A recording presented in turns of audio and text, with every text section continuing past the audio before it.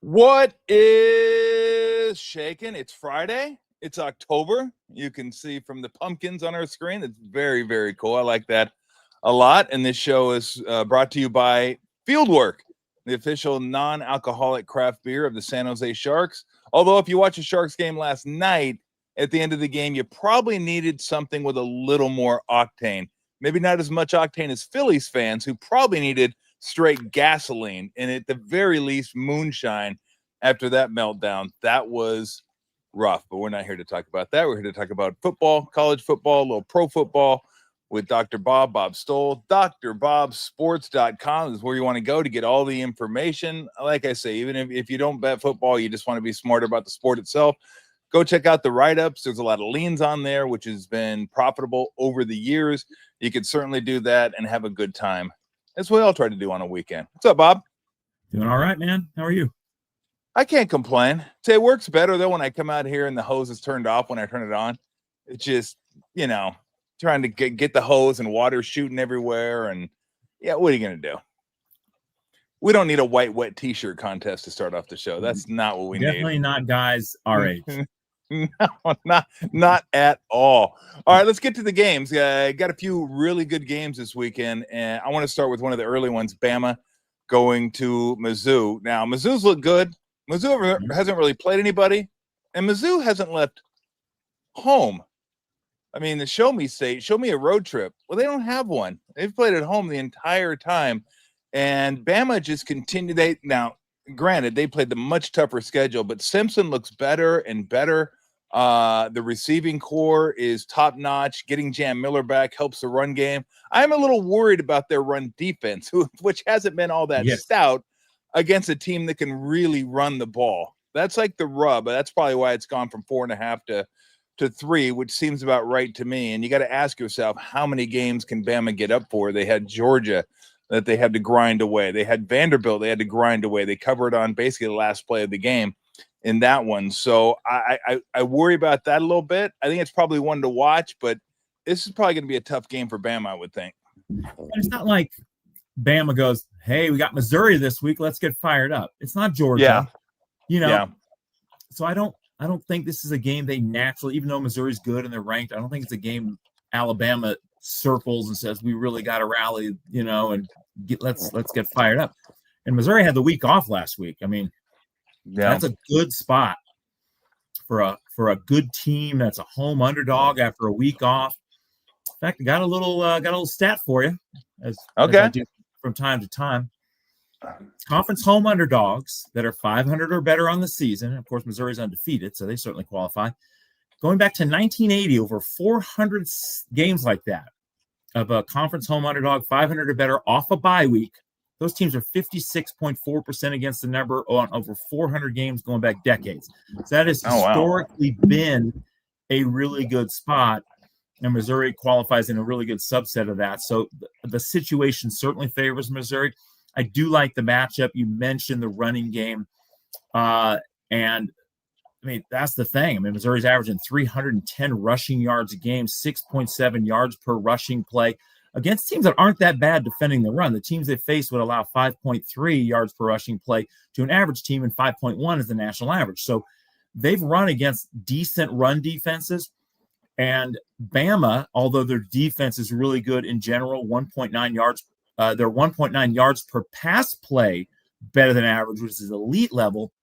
But their run defense, only 0.2 yards per rushing play better than average so far this season, which is not good for an SEC team. They give up an average of 206 rushing yards at 6.4 yards per rushing play to the three good running teams they face, which are Florida State, Georgia, and Vandy. Missouri's probably the best of all of them.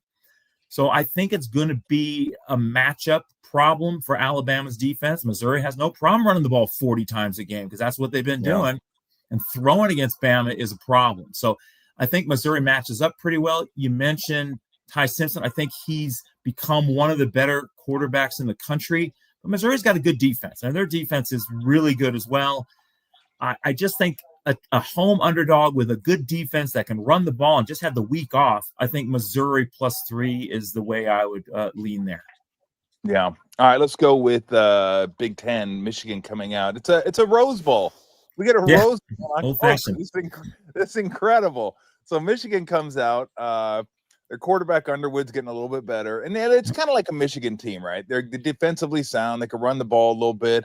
Not at the elite level they have for the past few years, but SC's a weird team. Like offensively, there are times I go, wow, how do you even stop this team offensively? And I thought the defense was better until they visited Illinois. It didn't look great, but those Big Ten road trips seem to be a killer. Teams traveling a couple time zones in the Big Ten, just something happens to them. I'll get to Penn State in a minute when we talk about the Oregon-Indiana game, but I think Lemon may be the best wide receiver I've seen this year, by the way. Well, let me take that back. Smith, Ohio State is good, and Moore, Oregon's really good. But Lemon, he's one of those guys not a lot of people talk about, and he's just been fantastic for USC. So I like USC here. This is one of the games that I did bet. I took them 2.5. I could have got it at 1.5, I guess, if I'd waited, but it's back up to 2.5. I think the travel and their offense is a little better than – I think their offense versus Michigan defense is going to be the difference. But how do you see it? Yeah, my first instinct was, USC minus 2.5. That seems all right. I'd probably favor USC there. But I dug into it, and I'm like, Michigan's offense is better than I thought it was. Yeah. Bryce Underwood's averaging 7.2 yards per pass play. They got a new lead running back, Justin Haynes, who transferred in. He's averaging 131 yards a game at 7.7 yards a pop. I mean, their run game is better than it's been in recent years. I mean, they're really offensively, this is the best team they've had since the championship team. I guess it was just 2 years ago, but last year they really struggled offensively. They have a really good offense. And you mentioned the Trojans defense. They are a little better than they've been the last couple of years, but they did get exposed by Illinois. Thing is, Illinois can throw the ball and likes to throw the ball. I don't think, Michigan's going to be throwing it around the yard, but I do think Michigan's going to be able to score around 30 points. And then it's like you said, it comes down to USC's elite offense, like one of the best offenses in the country. Yeah. Well, they're averaging 565 yards, 8.6 yards a play. I mean, it's ridiculous. I mean, how good they are. Even against, Illinois, they move the ball. They move the ball against a Michigan State defense that, not great, but it's a Big Ten defense. Now, Michigan, their defense is really good. They did give up 24 points to Oklahoma. They gave up 27 points in Nebraska. So it's not like they're dominating. And USC, I think, can also get to around 30 points. It's one of those games where my math favors Michigan a little bit based on this year's data. But Lincoln Riley teams always better at home than they are on the road. In his career, and this goes back to his days at Oklahoma, he's 12-24-2 against the number on the road. Much better at home, 29-22 against the number at home. 10-2 against the spread when favored by 14 or less at home. I think that I picked the Trojans to win. I'd have trouble laying anything just because my math kind of leans with it has Michigan as the better team. So it's one of those games I just don't really have much of a thought on as far as the number goes. But good luck, with your minus 2.5. Good luck to me. All right, let's go to another one I'm starting to find enticing. Now, you hit this nail on the head last week. We were talking about Indiana and Oregon and where that line may end up. And you said your numbers had it around 5.9, I think it was. Might end up 7.5. It's 7 now. I thought it'd be closer to 10. It was 8.5. I said it would open around 8.5, and it did. Yeah, and absolutely it came back down. Now it's down to 7. And you also said something that I'm going to go against this week, but because you said if I don't have a reason to bet against Kurt Cignetti, I'm not going to.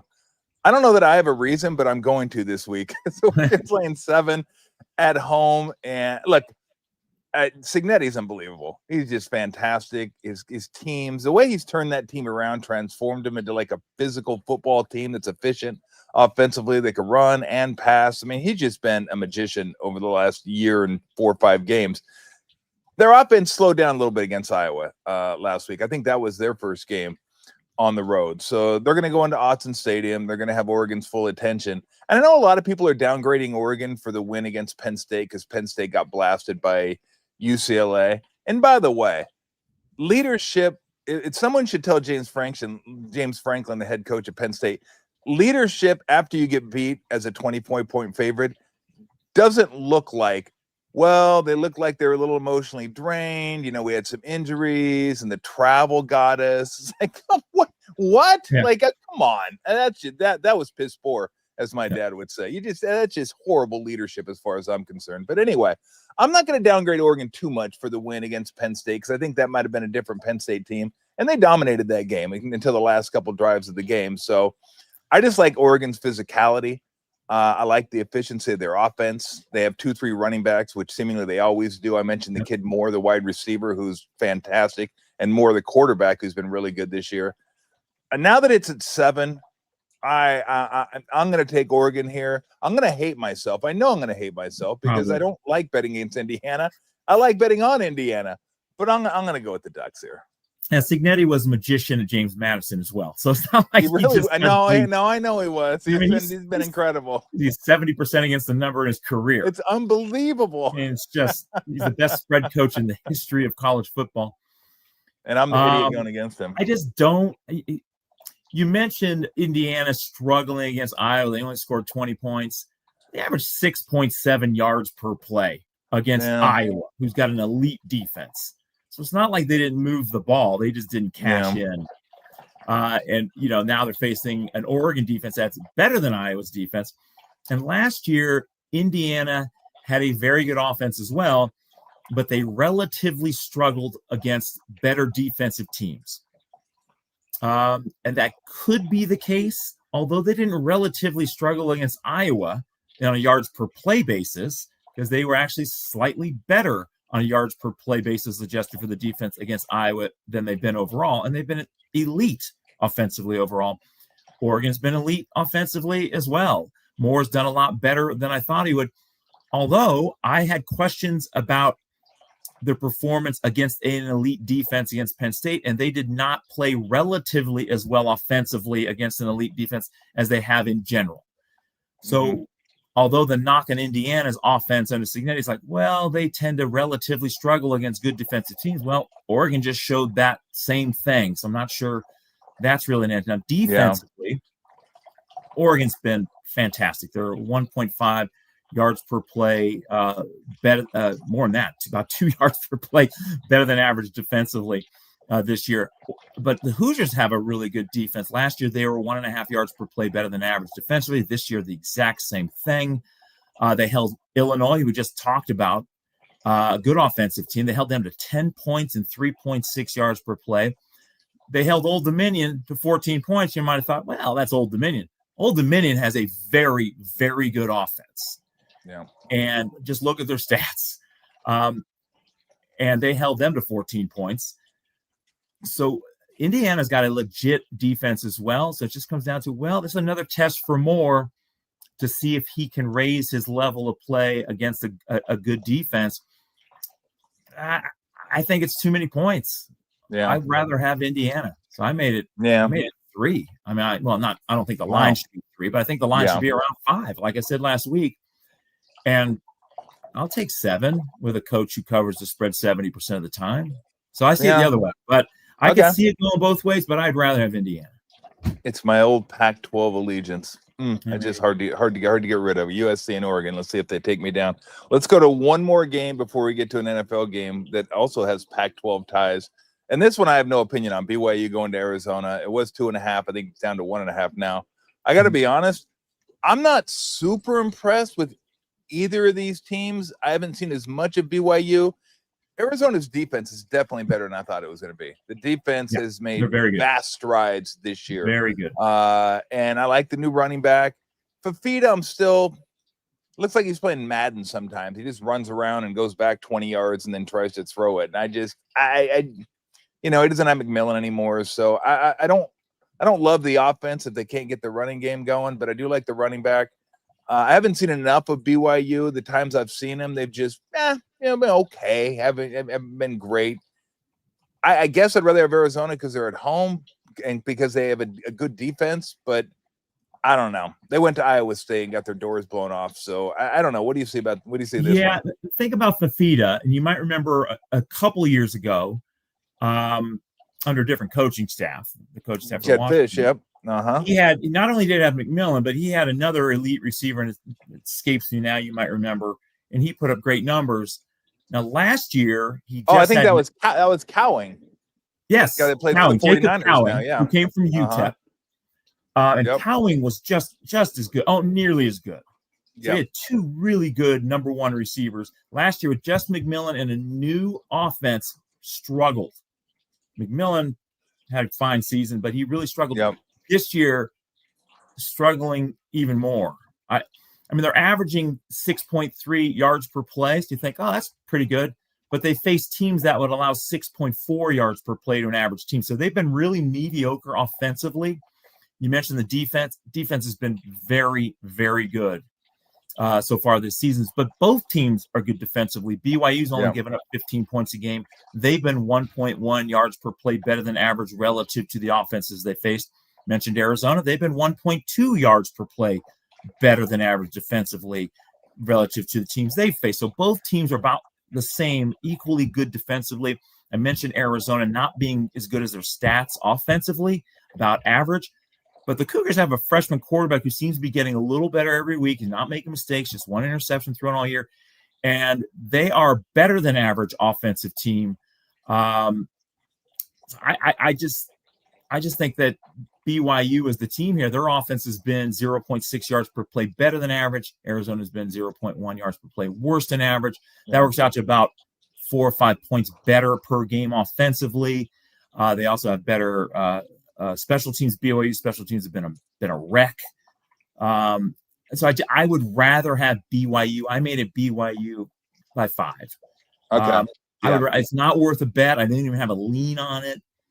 But I would rather have BYU just because their offense is better. I trust their offense more.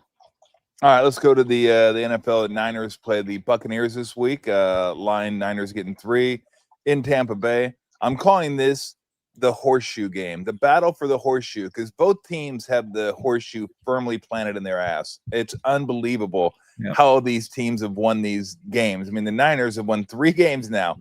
Seattle, Arizona, and each division game they've won, where I bet you probability or win percentage, they would have been down near 25%, maybe even less at the end of the game. And then Tampa, every game they've won, they've trailed with a minute left. And Baker's just been insane this year. You would think that can't continue to happen where you just keep making plays. Now, the more you make, I always believe the more you're going to make. Now, I don't know. You rely a lot on math. I don't know, but you're also a sports guy. I don't know if you believe in the hot hand fallacy. As a player, I don't. I think when you're hot, you just mentally, you're in a different place and you feel different. And I think you're more likely to make the next shot than you would be if you're in a bad headspace. I know people that do math a lot would say, no, that's not true. If it's a 60% shot, it's a 60% shot. I don't believe that. So I do believe Tampa gains from all those experiences. They feel like, hey, we're going to get it done. But so do the Niners. What do the numbers show on this one? Because both teams couldn't be full of any more confidence than they are coming into this game. I believe confidence. I mean, I played not the level of basketball you played, but I remember there are times when I just felt like I cannot miss. Yeah, it's like a hula hoop you're shooting into. I just cannot miss. And it's sort of, because you have that confidence and you're relaxed and you're letting it flow, you're not forcing. I do think, the studies show maybe that's not true, but I think it's true. You think it's true. I think if you ask NBA players, they go, yeah, definitely. Absolutely. 95% would say, yeah, hot hand. That's a thing. Mm-hmm. In NBA 2K, they have that ball that catches on fire. So it's that wasn't 2K, was it? Oh, that was the NBA Jam. 2-on-2. NBA Jam 2-on-2. He's on fire. He's on fire. That's right. So I think even that's the case. Interesting last week is that Shanahan was the top 3 receivers were gone. He's got his backup quarterback in, and he let him throw the ball. Yeah. I mean, they threw the ball more than you would expect, about 5% more than you would expect based on the situation. So we do pass play rate relative to the situation, and they threw the ball about 5% more than you would expect given the situations they were in. I think they're going to have to do that again. I'm pretty sure that's going to be the game plan because Tampa Bay leads the league in expected points added versus the run. So they have the best run defense in the league based on that expected points added metric. So I think that Mac Jones is going to be throwing the ball again, and he matches up pretty well here. A lot of that stuff was first down, short passes, set up a good situation on second down. A lot of those turned into first downs. Buccaneers surrender a league-high 20% first down rate on short passes this season. So I think that kind of move the chains with short passes kind of thing, or set up second down, I think that's really going to work against what Tampa Bay does defensively. So I think that's going to be the game plan again this week. So I think the Niners move the ball pretty well here. Also, Christian McCaffrey, great out of the backfield. Obviously, Tampa Bay ranks 28th in the league defending opposing running backs out of the backfield. So I think the matchup is pretty good. They might get Jennings back this week too, from what I'm understanding. So I think the Niners offense should move the ball pretty well. Now Tampa Bay, their offensive line, they've been shuffling around, and people, they've really done a great job there. But they've struggled with that offensive line, that kind of makeshift offensive line, against teams that blitz. And against teams that don't blitz, Baker Mayfield's done really well. The offensive line is held up. The thing is, the Niners don't blitz. Yeah. They play standard pass rush more than any team in the league. Now that could change. I mean, Saleh could say, look, that doesn't work against Baker. And they're not getting any pressure since Bosa's been out. So he might say, let's just dial up some blitzes. He might look at the film and see the same thing that the stats show, that Baker Mayfield picks apart. When he's got time to throw, he's going to find somebody. So it'll be interesting. I mean, Saleh could decide to blitz more, and I think that would help the Niners here. But if he doesn't, and they just play standard pass rush 80% of the time, which is what they do, then I think that, Tampa is going to be able to move the ball too, and the offensive line's not an issue. So it'll be interesting to see what Saleh does calling plays. Tampa Bay's got some injuries, Mike Evans and Bucky Irving. Offensive line, I already mentioned. Chris Godwin might not play. So it's a miss. I think the line's about right. Well, the Niners, Tampa Bay's favored by 3. That's probably about right. The Niners, with an upset win over a division rival, then going on the road, that tends to be a bad spot. Non-division road after a division upset win tends to be a bad spot historically against the number. And the Niners apply to a 51, 130, and 5 spread situation based on that. So based on that alone, I would rather have Tampa Bay. Just based on the situation, I don't think it's a great spot for the Niners. So I'd rather have Tampa, but it's not anything close to a bet. Got it. DrBobSports.com. Head on over. Get smarter about college football. Bob, have a great weekend. We'll look forward to doing it again next week. All right, buddy. Talk to you Thanks, then. Bob. Appreciate it, man. Have a good one. All right. Coming up next, we're going to talk to Dennis Ranahan of Quackside Sports, PicksFootball.com. And then after that, Bob Myers, former GM of the Golden State Warriors and now ESPN talking head, will join us in about 15 minutes. Dennis, what's going on? Well, we had a bad week. Did have a bad week. We go 0-3 on Sunday. That's no fun. 1-2 is bad. 0-3 is really bad. 0-3 is rough. And I've always felt that one of the reasons why I think so many services have trouble winning is because they're always operating off of false pretenses that they win 90% of the time. And so I like to take a losing week head on. We were 0-3. What worked? What didn't work? What do we need to learn from it? The Jets play, against Dallas, and Dallas comes out. At one point on Sunday morning, I was watching the games with Pam, and I kicked the couch, as I'm prone to do occasionally, and said, every time I need a first down, I don't get it. And every time the team we're, against gets it. And Pam said, maybe you're on the wrong teams. Look at Pam. Pam. Do you know how much you have to love a woman to stay married to her after that comment? It just she wasn't lying. She wasn't lying. Maybe you're on the wrong teams. And the Jets game was interesting because they came into that situation, I thought, in a real sweet spot with the Cowboys coming off the 40-40 game against Green Bay. And the Jets still looked. It was the problem with it was everybody liked it. And so the line moved from the Jets being an underdog to a 1.5 point favorite. So before the game started, I looked at that and said, doggone it. You know, an underdog that people like is really a motivational trap. And so now we're sitting on the wrong side. But Cincinnati, I said, don't worry. We got Cincinnati to save the day. Here comes the good. Yikes. Yikes. And when they cut it to 11 late, I said, see, here we go. This is how these things go. It looked ugly all day. But now here comes the ball. We get the punt. We go down. A field goal would be kicked to cut it to 8 because that would bring it to 1-score game. Here we go. Let's go get it.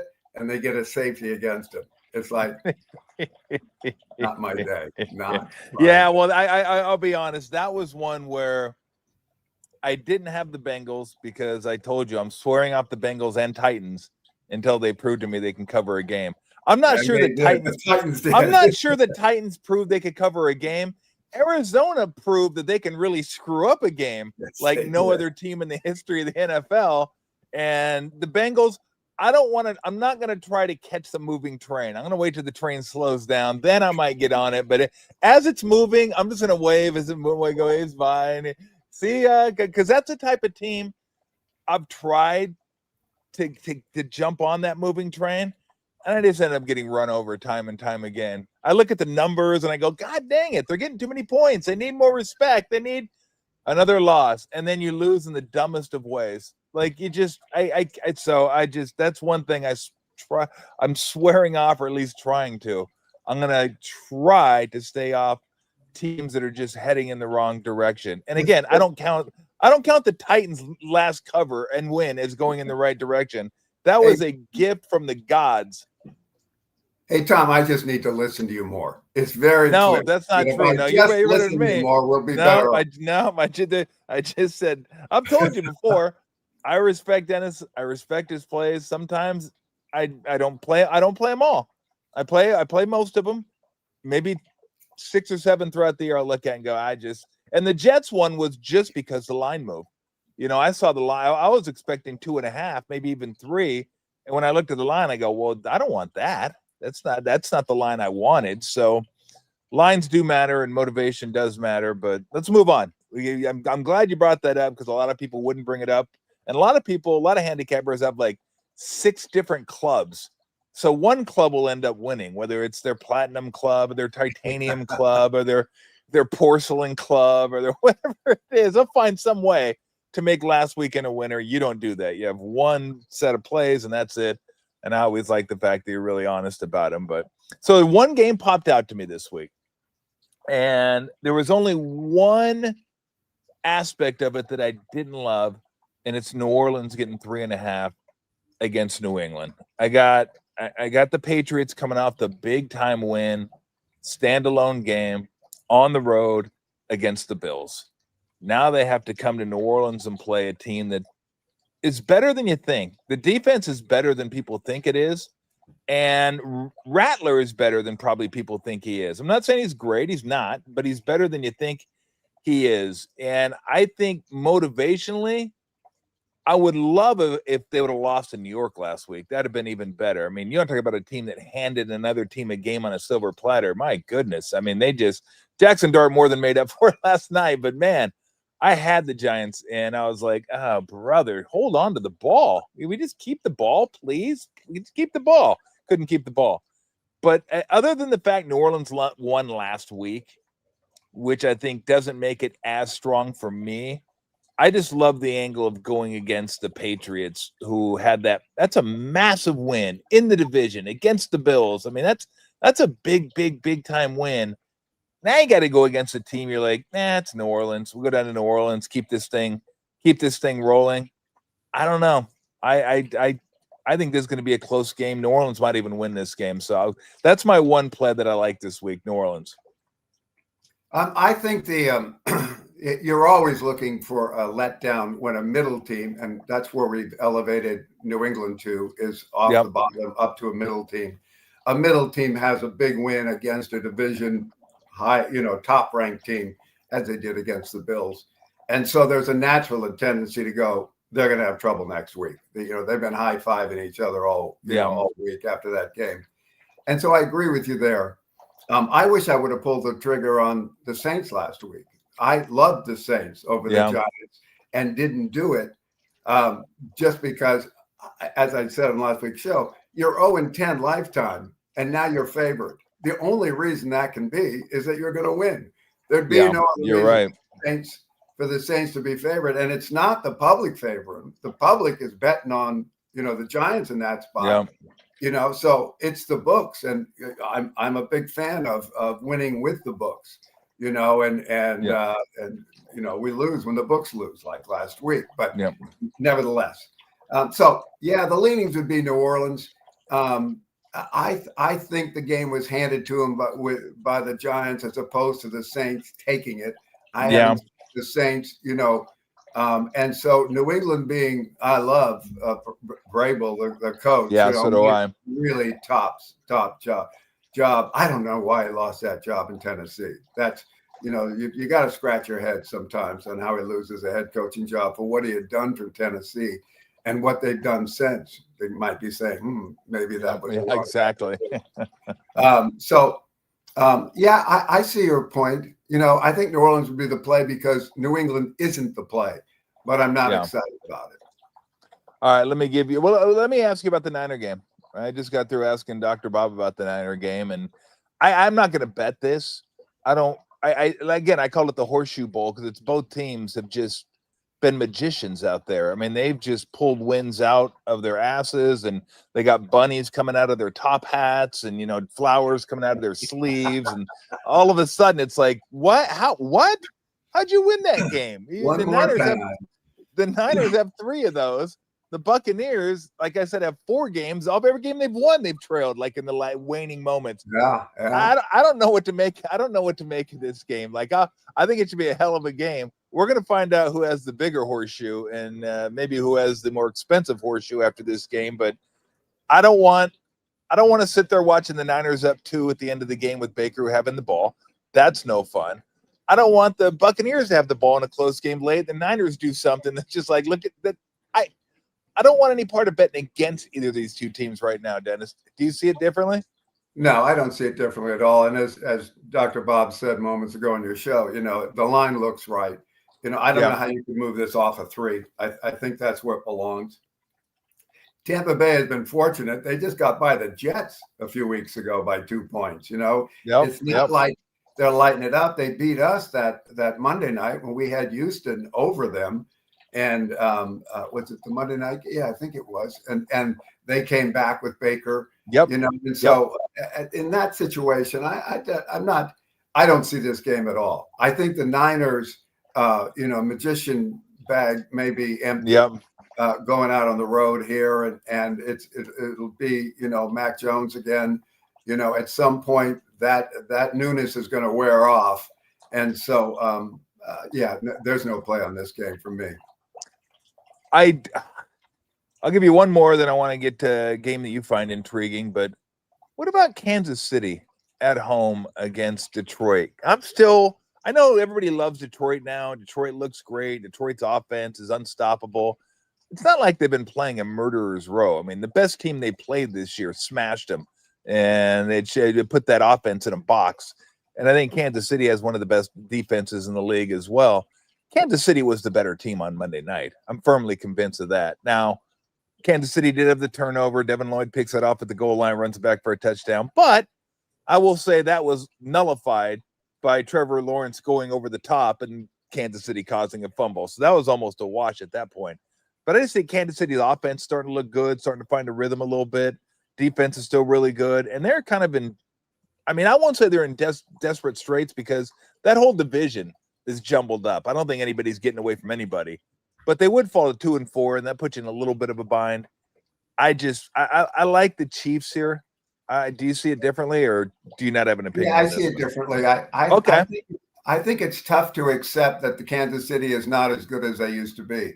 I disagree with you on the Monday night game, even though it was close and Trevor fell and then jumped up and scored a winning touchdown. That's amazing. They also got robbed on the pass interference. It wasn't called. That's true. And that was in the opposite red zone that gave the ball to Kansas City that turned that into a touchdown. The 99-yard interception return that pretty well neutralized that situation. But they're also playing Jacksonville Jaguars, who were coming off the win against San Francisco, who I thought could be in trouble because the reason I wasn't on the game, even though I was on the Jacksonville side, I wasn't on the game because of the season records, where they came in and Jacksonville was 3-1, and the Kansas City Chiefs were 2-3, 2-2, and so we were going to have Jacksonville move to 4-1, and Kansas City dropped to 2-3. That just didn't seem plausible to me. That fact alone, I thought it'd be much more likely to be 3-2 and 3-2 coming out of that game, as opposed to Jacksonville pulling 2 games ahead. So this week, we don't have that situation. The Lions are 4-1, and Kansas City is now 2-3, and so I'd say we do have that situation again, where now we have to have the Lions pull way ahead with a 5th straight win, and drop Kansas City to what a 4th 2-4. Yeah, that's the bite on why this is probably not a play for us. But I just think talent wise, I think this Lions team, I thought they were in a trap against Cincinnati. Didn't look like a trap to me. As far as from the Lions side, they played. See, Lulu likes this play too. Lou enjoys the play. No, Lou enjoys it. It's getting close to 2:00 and it's almost time to feed her. That's what Lou enjoys. So my leanings was actually be to Detroit here. I doubt it'll be a play for us on Sunday. We'll see how the numbers come in the next 2 nights, but from the casinos. But right now, I would say that we might have to say Kansas City ain't that good. Yeah. I'll slightly disagree with you on that, but we will know more after the weekend. All right, give me a game that you're looking at that intrigues you right now. New York. Last night it was New York. Sunday morning it'll be New York. Wow, a double hitter, double banger on New York. I hate these 6:30 a.m. games, and I almost never pick them just because I think they're so inconvenient. But this could be the top pick of the week. Get yourself in the Broncos helmets. Coming out of Philadelphia, down 17-3 in the 4th quarter against the undefeated Super Bowl champions, come back and beat them and show them amazing courage midway through the 4th quarter of going for a 2-point conversion to go ahead 18-17, add a field goal, shut Philadelphia out. The rest of the game go. Oh man, what a plane ride home! What they were smiling the whole time. I bet they were smiling all the way to London too. And what were the Jets doing? The Jets were coming off the loss against the Cowboys, where they thought they were. I listened to the post-game interviews of that game. That Jet team was confident. Even Aaron Glenn said, I really thought we would play better today. Oh, kiss of death for an underdog to think that they were in a good spot. They don't have anything on them now thinking they're in a good spot. They think they're playing a real tough Denver team who's coming off, a big win over the defending champs. The plane ride to London was much more pleasant for the Denver Broncos than it will be going home. I might do that. I always like waking up in the morning at 8:40 and check out my. Oh, hey, I got a winner already. That's nice. Of course, it sucks when I wake up and go, I'm already 0-1. No, I hate that. But I do like that. And Dennis, have a great weekend. We'll look forward to doing it again next week. Again, it's PicksFootball.com, Quagside Sports, and much like Dr. Bob, if you don't bet, you just get smarter about NFL football. Dennis has articles up, and he'll have 3 or 4 select games a week that you can go and read the articles about the games, and maybe that'll pique your interest. But there's a lot of cool stuff, a lot of free stuff on the website. Again, if you just want to be a smarter football fan, do yourself a favor and go there and check that out. Dennis, have a great weekend. We'll look forward to doing it again next week. Thanks a lot, Tom. Thanks, Dennis. Appreciate it. All right, coming up in a couple minutes, we are going to have, maybe this will give me time too. I got about 3-4 minutes there before we get Bob Myers on. Maybe I just feed her right now. What do you think? Should we do that so you don't interrupt the interview? You're saying what? You won't interrupt the interview? Bull. If I could quote my dad, you know what my dad would say to that? Bullshit. You know you're going to interrupt the interview. So we're gonna go feed Lou real quick, and we'll be right back with Bob Myers. All right, everybody, be right back.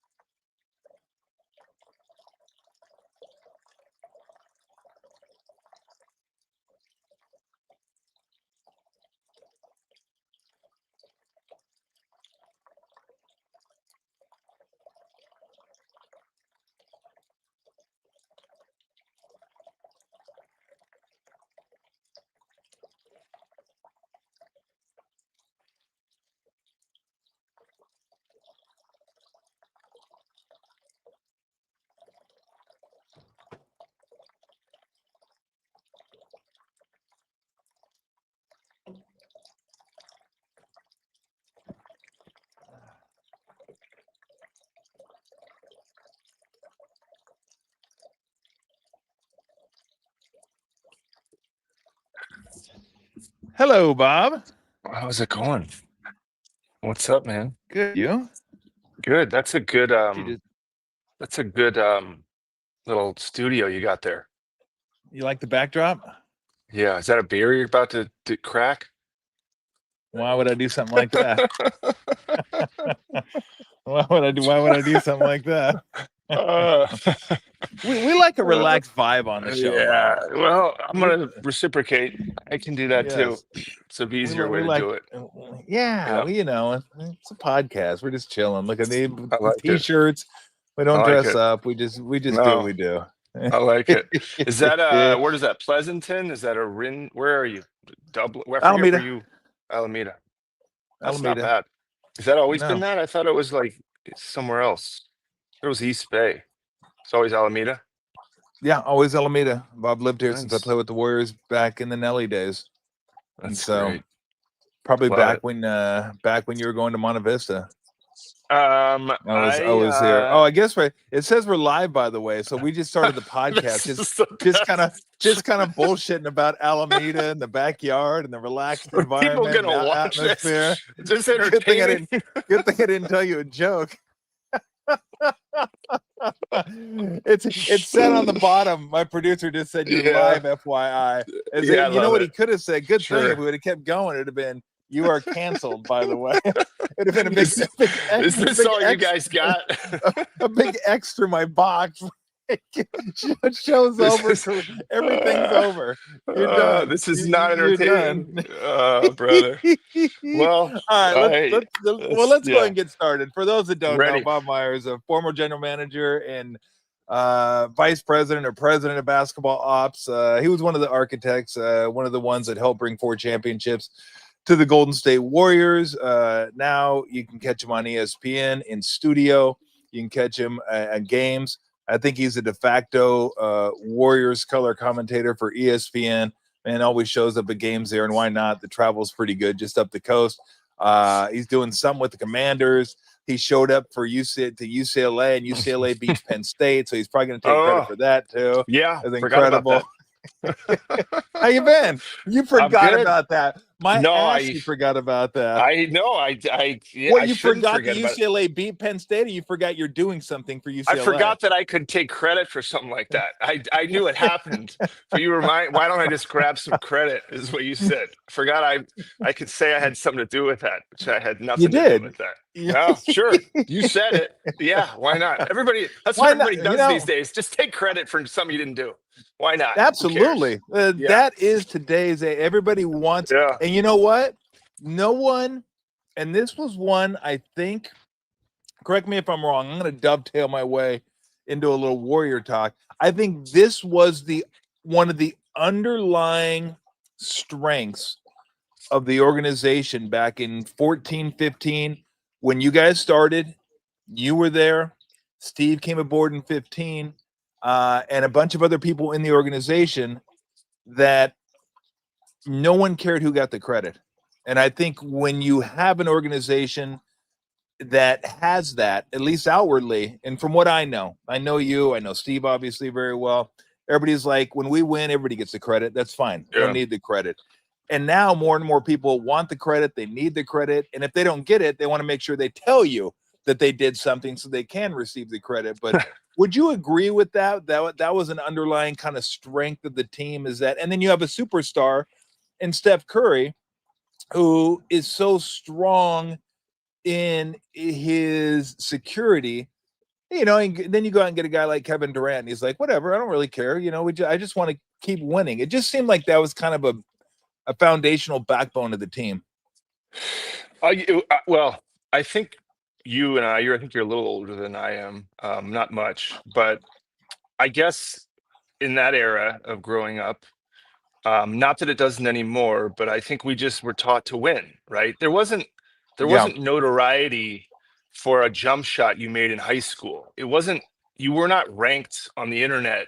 Tom Tolbert's the 10th best forward or 5th best in this region of the country. You weren't getting this individual attention, maybe not even in college.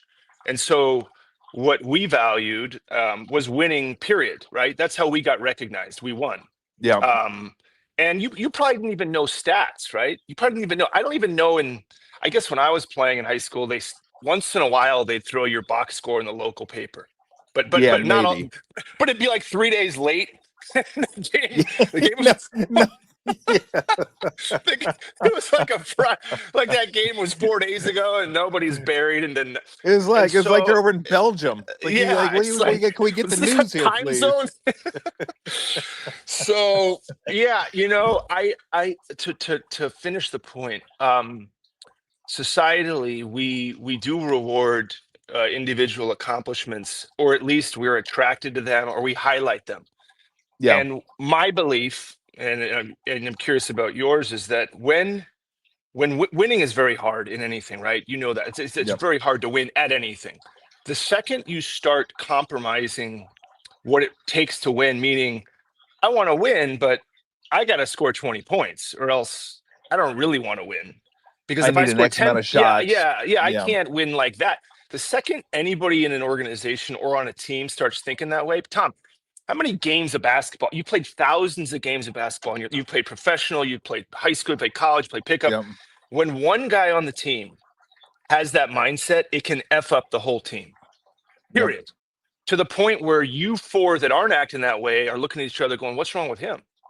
Or the guy that when you win is pouting in the locker room.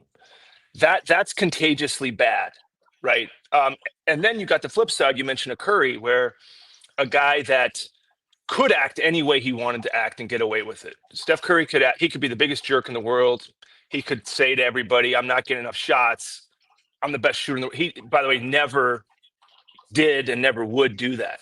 So when you have people like that in the organization and you say, all we care about is winning, period, then you give yourself the best shot to win. It doesn't mean you're going to win, but you give yourself the best shot where maybe more so now you can quote unquote win individually in a team sport because you're making a ton of money, you got a shoe deal, and you're popular in your jersey sale, and maybe in your mind that's winning. And that's what I think is a little bit different. And on those Warrior teams, look no further than Curry, and you know this, I always use the example when the possibility of Kevin Durant came up. In music, that's the equivalent of, Bono hearing that John Lennon wants to join U2. And he's like, yeah, man, that doesn't happen, right? The point is, like, you don't have a world, everybody has an ego. And for Steph Curry to say, and I can tell you, because I was there when I asked him, do you want Durant on the team? And I did it in person because I think it's a big body language thing. And he said this, Tom, because you're a big EQ guy too. Hey, Steph, how you feel about Durant? This was after we lost in the finals. And if he had done this, yeah, man, I mean, if you think you're the GM, if that's what you want, that's a no, right? That's a no. Or if he goes, I don't know, maybe that's a no. It's a no. The only yes is this. Yeah, definitely. Can we do that? Should I call him? Yes. Could we meet with him? Maybe. That's the only, yeah. And that's what he said. And so unequivocally but guys don't do that. But that, you know what? And then in the long run, the last point I'll make on Steph is I spoke to a college team a few weeks ago, and a lot of these college kids are making money now, right? So if you and I were in college together in Arizona and you're making 400,000 and I'm making 200, but the truth is everybody knows I'm better than you, right? I might have a problem with that. And I might say to a few people, what's the deal with Tolbert making twice as much as me? I'm starting. He's coming off the bench. I tell that story and I say, that's human nature. When Steph Curry signed his extension for $11 million a year for 4 years, and everybody said that was one of the biggest underpays, I told the team, I said, guess how many times Steph Curry brought up his contract, publicly or privately, in 4 years? To this day, Tom, this is many times. Zero. And I said, and it's not a coincidence the guy has succeeded in his entire life. But it all goes back to those beliefs and that type of integrity and that type of viewing winning and doing all the right things. I wasn't going to go down this path, but since we're here and it just popped into my head, do you think you guys get Durant if two things don't happen? One, you don't come back from 3-1 to beat Oklahoma City. And two, you guys don't then turn around and lose a 3-1 lead or any lead for that matter. You don't lose. Like I've contended that you guys wouldn't have got him if OKC would have beat you because he would have said, well, why would I go to a team we just beat? And I don't know that he would have wanted to go to a team that just won a championship. He got enough crap anyway for coming. But do you think it would have? Do you think it would have happened if you guys would have either lost to them or beat Cleveland? Yeah, I should ask Kevin that question. Yeah, I haven't. No, but you know what? I don't know because I'm not him.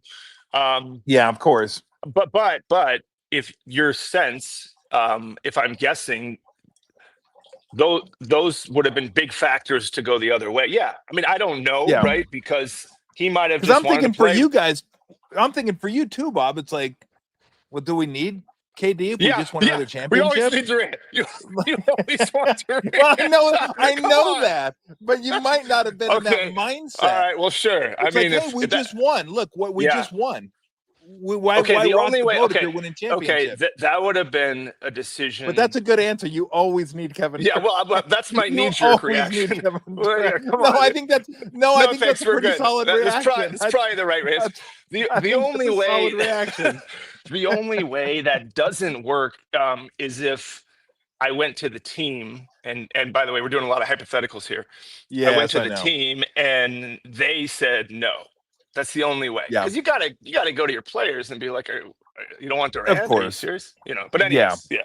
Got it. Okay, let me ask you. This is kind of a hypothetical, maybe not. No, it is a hypothetical.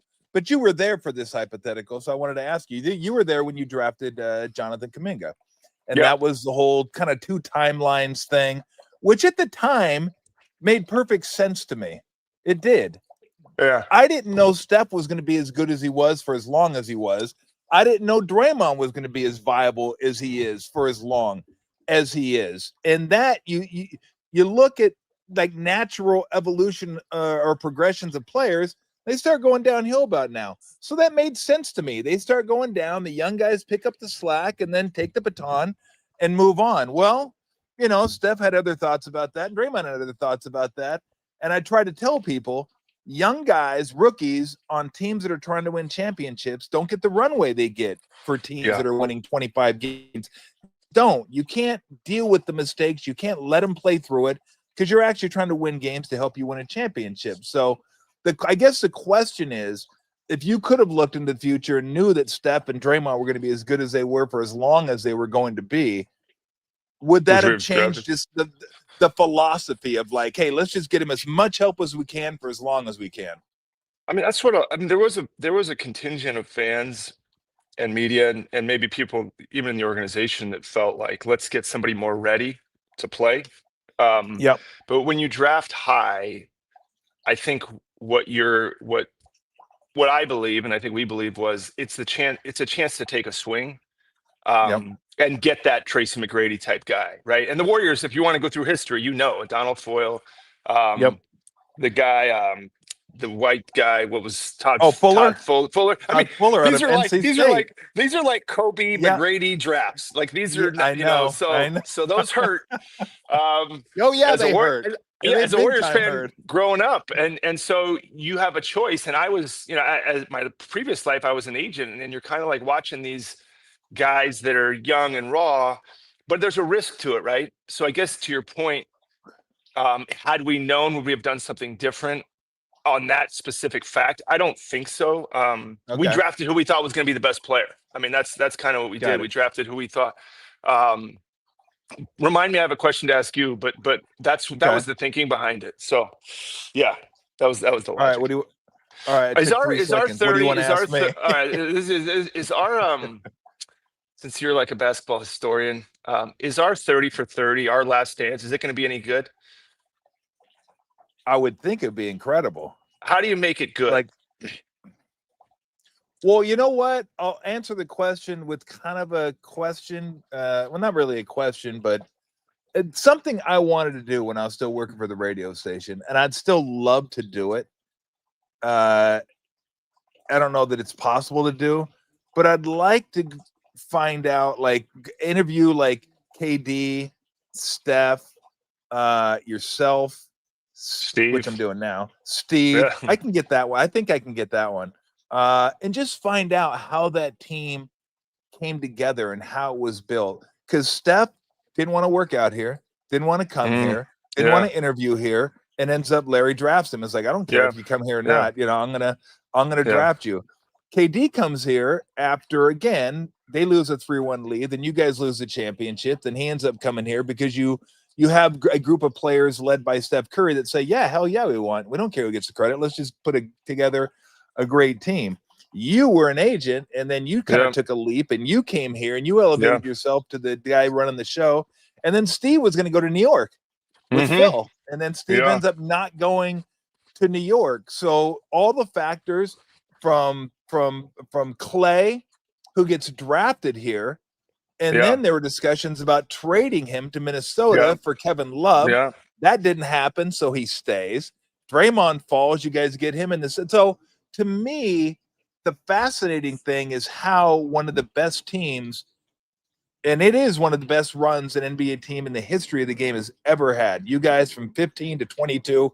I mean, I always said you guys made the game boring. It just, you know, it's like I knew where you guys were going to end up at the end of the year, Western Conference Finals, and we'll see how it shakes out. But I think it would be fun to see what factors led everyone to be where they were at that time in history. I think that would be pretty fascinating because it's a lot of like, and there's always this, right, Bob, with every team, but this is a historical team. A left turn here, a right turn there. A lot of this stuff doesn't happen. I agree. I think that's the compelling, how it all happened, how everybody arrived, is a really fascinating story to tell. And like you said, really on the margin, right? Really on the it's. I always look at what we did as a band that had an era, right? So the lead singer happened to hear the guitar guy in his garage as he was doing his paper route, and he said, "I'm trying to get in a band," but if he had been riding his bike 10 minutes later, he doesn't hear that guy. And for to do what those teams did, I think all those things had to align, right? They had to coalesce. They had to kind of have that moment in time, good fortune, where, like you said, Steve was gone. Steve was in New York. That was done. Yeah. He was gone. Steph didn't. I talked to him. Yeah, I mean, but you know, the best parts of these things are like the best parts of these stories are the truth of the stories. Meaning, Steph publicly stated, "I don't want to play for that team." You know, I was. If any other team had asked me, Tom, like nobody wanted me to be in their front office. I was an agent. I didn't get. If any team would have said, "Hey, come be my assistant GM," I would have gone. Nobody asked. Laker was the only one that asked me. Period. I would have been somewhere else. If anybody in the because I was ready to not be an agent after doing it for 14 years. Draymond was supposed to be drafted, I believe, 23rd by Atlanta or somebody. They passed on him. We drafted Festus at 30. We risked Draymond being there at 35. Klay Thompson was supposed to go to Sacramento, but they made a trade with Milwaukee, and so he slips one spot, or he would have been gone. Yeah, you beat Oklahoma, you lose to Oklahoma City. Maybe Durant doesn't have, Iguodala. Getting Iguodala was insane. Like that shouldn't have happened. I mean, so I mean, so there's that part of the story which I think is interesting to people, and not fabricated, right? All those things I just said, and they're true. They're true. We're not making those dramatic, trying to make a story that doesn't exist. Yeah. And then there's this story. So you have the story of it, how everybody got there, and then you have the story of what happened then. Right. And I think that's obviously, how do you tell that in the best way? And no, I think it's going to be, I mean, I was there for most of it, but I think it's going to be a great story. And I'm glad you brought up Iguodala, because I always said there were two things that were super important that people don't talk about enough, is that not only did you guys trade for Iguodala, and I'd like for you to talk about how tough that was to make that thing work, but he wanted to come here. I know. Nobody wanted to come to Golden State at that point. If you had any status in the NBA, you did this. That Golden State is not this Golden State. People don't go, "Oh, I want to go to Golden State." Now they do. Back then they didn't. But he saw something in that team when you played him in the playoffs. I think it was a year before, where he was a part of the Nuggets, and you guys upset the Nuggets, and he wanted to come here. So you made it happen. Talk a little bit about that, because I think that's an important part of the historical run you were on. He wasn't the point getter and the stats guy, but he was the guy that kept everything together. He was the organizer. Steve called him the adult in the room. Without him, I firmly believe you don't win those championships. So That was important. Talk about how that came together. Yeah, we were a couple things. We always had a few guys. We wanted a big guard next to Curry, right? And so we wanted a big ball handling passing guard. And we had targeted Livingston. We never thought we could get Iguodala. He would have been like the dream guy. But these kind of big point forward types, because we thought we were starting to see maybe Steph can play off the ball. Because remember prior to Iguodala, we had Jared Jack. You remember those teams? Jared Jack was playing one, and we were closing lineups with Jack at one and Steph at two. And so in our mind, I was thinking like, wow, this kind of works, but we need a little bit more size and defense if we can get it. And Iguodala represented all that, but Tom, I didn't think we could get him. So again, another story. We were meeting with Dwight Howard. This was the Dwight Howard free agency. That's right. We left that meeting, and Rob Pelinka, who's now the Lakers GM, had said, "Would you guys like to meet with Iguodala?" And I had said, "Well, Rob, I don't see a way where we can get the money together to get Iguodala." I said, "So I don't want to misrepresent. I don't want to waste your time and his time." And he said, "No, come on by." And he wasn't too far. It was all down in LA. And this is where Joe Lacob is so good, and why for me he was such a good partner, because I was more the realist and he was more the optimist, saying like, "Yeah, let's go get Iguodala." And I was like, how are we going to do that?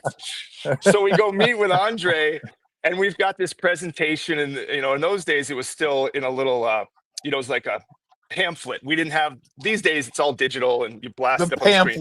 We had a little pamphlet. It's like a travel brochure. Yeah, you remember these times, these glossy pamphlets. God, people don't even do that anymore, right?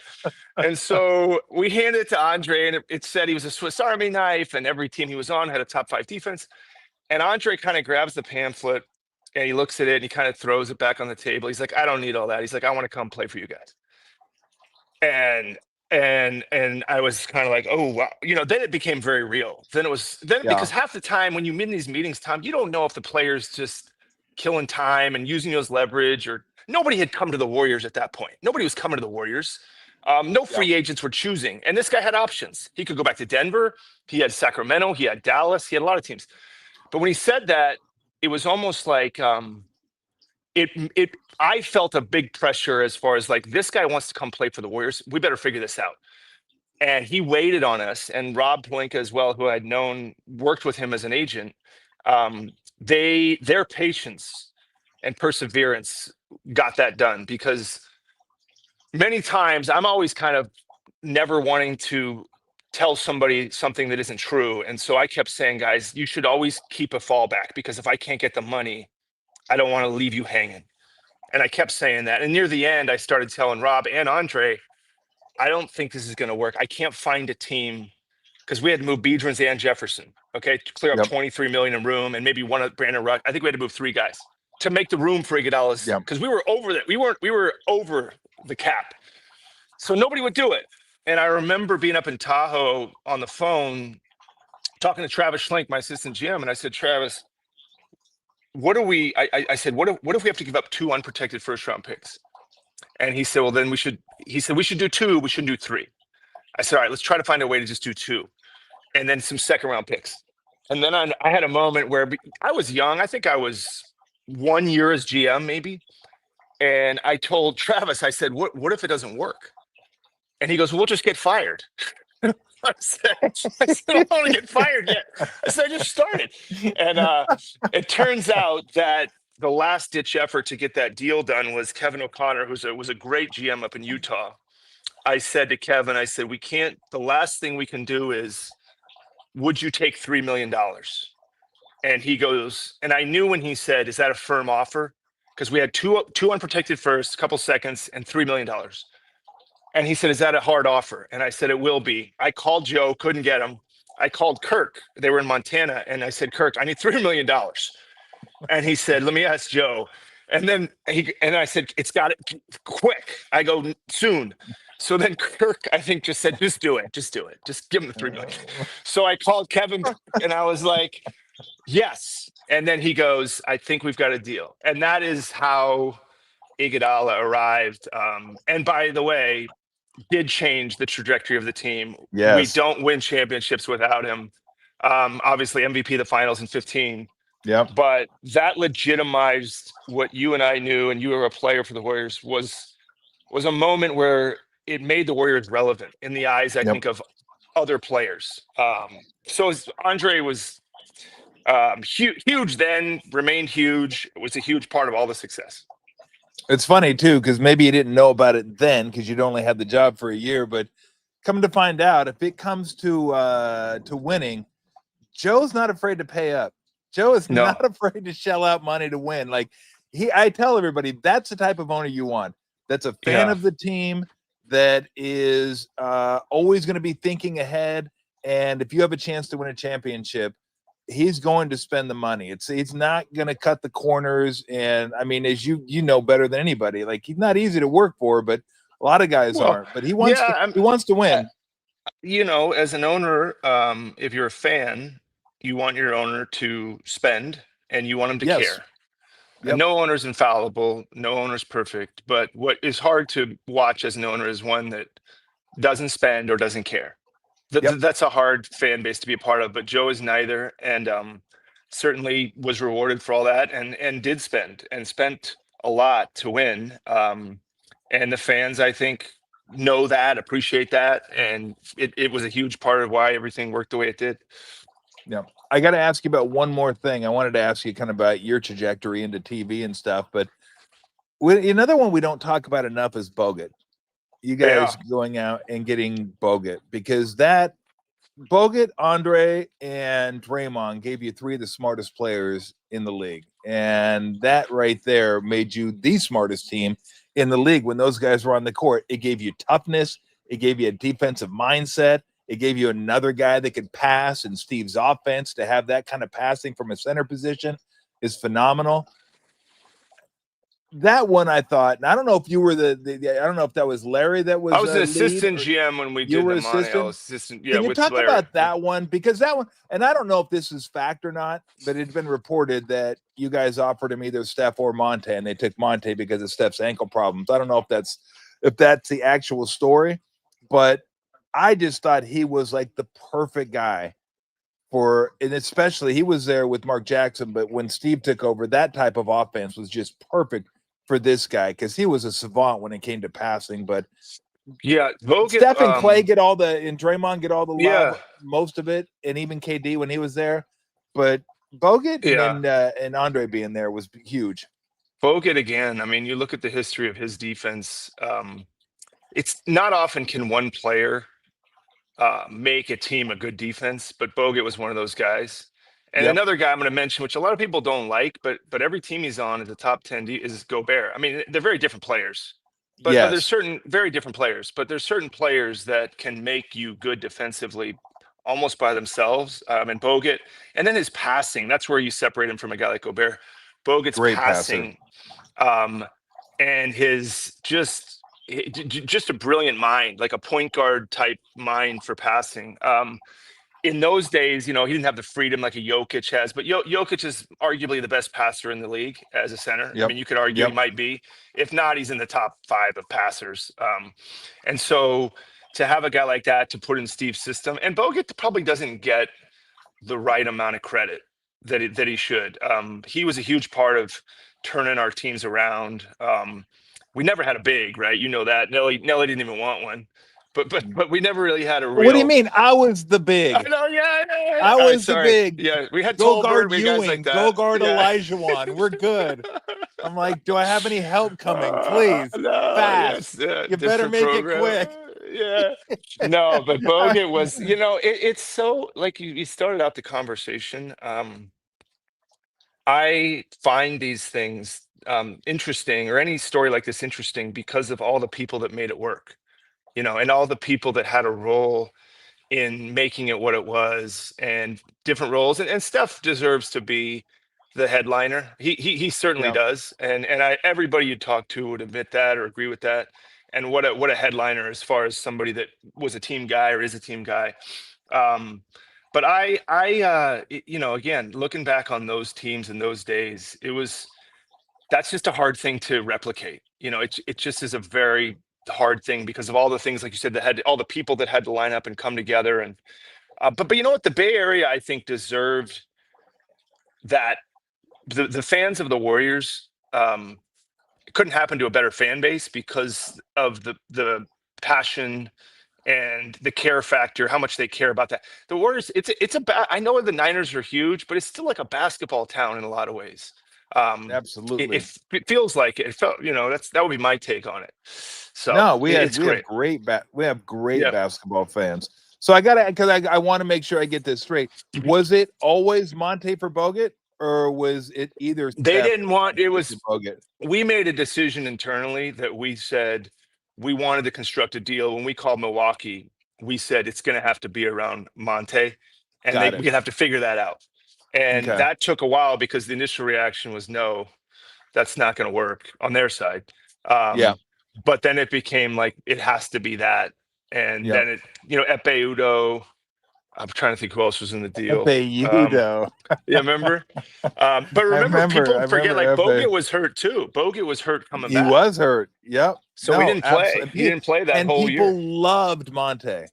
Yeah, they did. Loved He was Monte. great for that. I mean, he was the fans. He did a great while he was with the Warriors. He was great. I mean, he probably should have been an all-star. He was fantastic. Remember that trade got Joe Lacob booed during Chris Mullin's jersey retirement. I knew that was the night I knew Joe was going to be okay, because Joe he got booed and it was loud. And the only other thing I remember about that night was Rick Barry grabbing the mic, and I go, "Oh shit, this is going to be good." Rick Barry just I go, Rick's grabbing the mic. Look out! But I knew Joe was going to be fine when they let him have it, and then third quarter starts. He walked right back out to his seats and sat down. There's a lot of owners that would have said, "I don't want to go back out there for that." Yeah, two things. I loved what Rick Barry. That was awesome. Come what on, he did was come on, people. And he was, by the way, you're crazy. By the way, great. I mean, Rick. I love that Rick did that. Somebody needed to do it, and Rick did it, and Rick was right. And not only that, the other part that was great was that the next day, Joe went on every show that asked him to do media. Yep. He might have come on your show.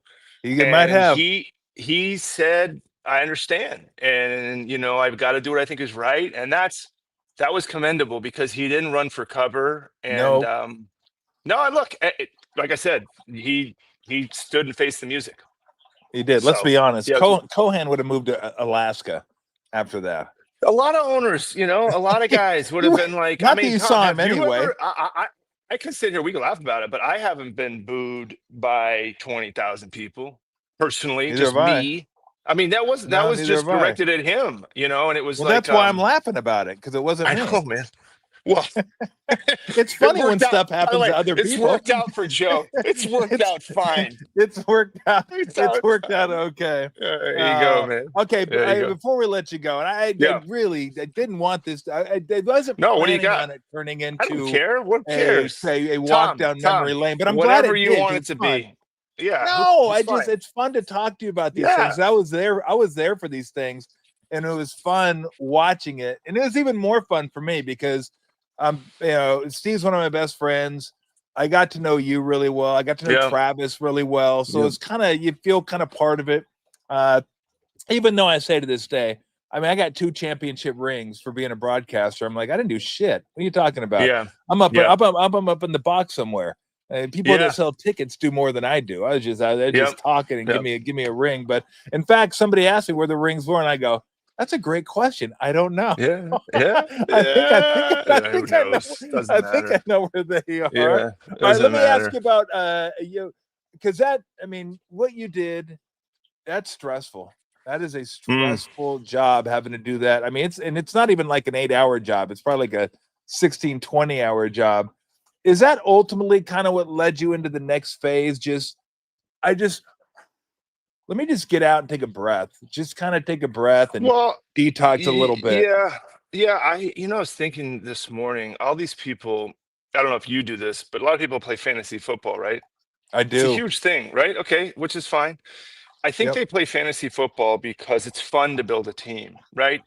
And do well, right? You think you know more than your buddies, and you build a team, and then you compete and you watch. And I was thinking to myself, everybody loves fantasy football, but being a GM was not like that. And then I started thinking, well, let's say I was the owner of your team, Tom, and you had a tough week. I go, hey Tom, what the hell happened? And you go, well, I didn't play the right guy. Why'd you have him on your bench? And you go, and then you go to the coffee shop. Hey, Tolbert, what the hell happened? And you go, I drafted so-and-so in the first round. I had no idea he was going to, he's going to get hurt in the first week. And so I started thinking to myself, like, the basic part of the job is really fun because it's the highest level of fantasy sports, right? You're doing it for a job. But for my personality, Tom, maybe not yours.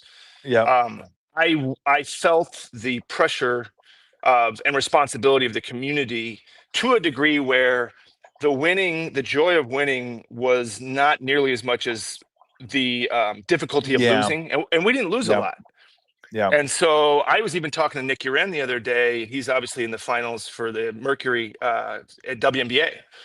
And I said, Nick, because they're down, and he's like, he said something, and I said, Nick, the hardest thing is that you have to find ways to enjoy. You're in the finals, and he was appreciative of it all.